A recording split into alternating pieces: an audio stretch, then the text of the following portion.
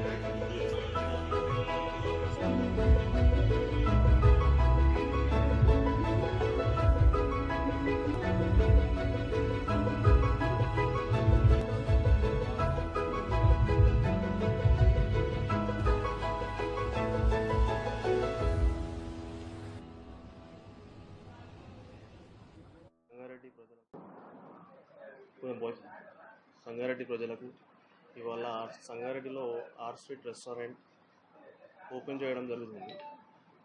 ఇది మన nearby Sunrise hospital దగ్గరలో ఉంది.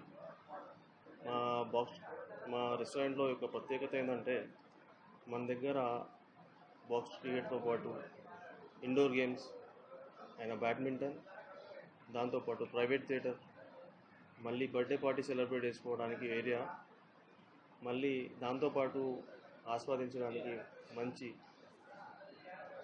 రకమైన food, Chinese, Indian, tandoori, at the same time pizzas కూడా అక్కడ చాలా రకాల పిజ్జాస్ అవైలబుల్ ఉన్నాయి. 40 types of pizzas. Pizza lovers కూడా ఇది చాలా మంచి అవకాశం. ఇక్కడ మా రెస్టారెంట్కి ప్రతి ఒక్కరు వచ్చి మా యొక్క ఫుడ్ని ఎంజాయ్ చేయగలరని, దాంతోపాటు మీ యొక్క అమూల్యమైన సమయాన్ని ఇక్కడ కేటాయించి సక్సెస్ చేయగలరని కోరుకుంటున్నాను.